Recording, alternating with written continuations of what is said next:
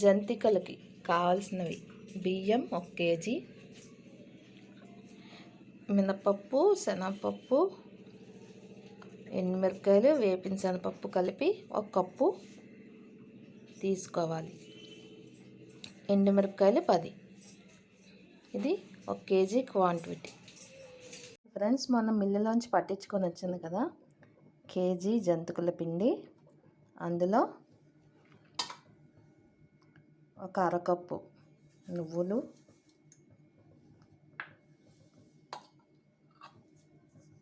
ఒక spoon salt, ఒక చిన్న స్పూన్ వాము వేసుకొని బాగా కలుపుకోవాలి ఫ్రెండ్స్. హాట్ వాటర్ వేసుకొని కలుపుకోవాలండి.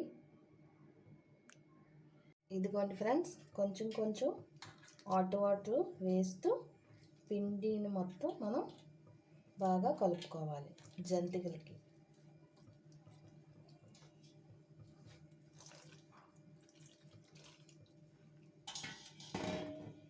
ఇదిగోండి ఫ్రెండ్స్, ఇందాక మనం చూసాం కదా పిండి, వాము, నువ్వులు, సాల్ట్ అన్నీ వేసుకొని బాగా కలుపుకున్నాం కదా. స్మూత్గా కలుపుకోవాలి ఫ్రెండ్స్.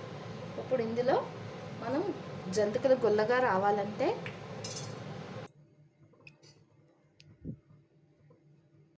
ఫ్రెండ్స్, ఇందాక మనం పిండిని కలుపుకుందాం అనుకున్నాం కదా, పిండిని కలుపుకున్నాం ఫ్రెండ్స్ స్మూత్గా. ఇప్పుడు ఇందులో కొంచెం హాట్ నూనె వేసుకుంటే జంతికలు చాలా గుల్లగా క్రిస్పీగా వస్తాయి ఫ్రెండ్స్.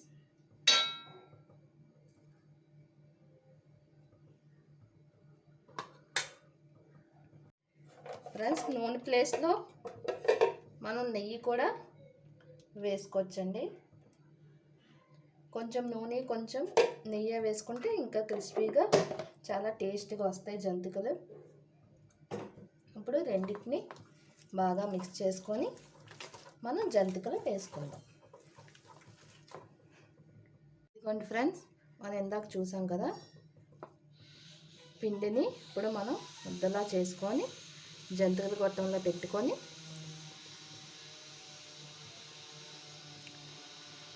డైరెక్ట్గా నూనెలోనే వత్తిసుకోవాలి ఫ్రెండ్స్. అలాగైతే ఈజీగా అయిపోతాయి.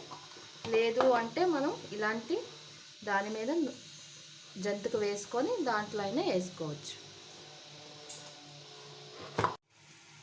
చూడండి ఫ్రెండ్స్, జంతికల గొట్టంలో వేసుకొని ఇలా జంతికలు వేసుకోవాలి.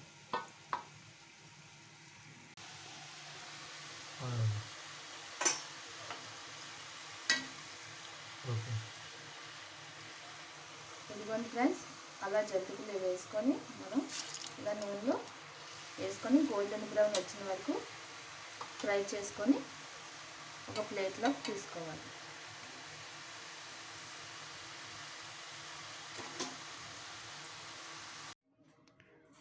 చూడండి ఫ్రెండ్స్, జంతికలు రెడీ అయిపోయి ఎంతో టేస్టీగా, చూడండి ఎంతో గుల్లగా,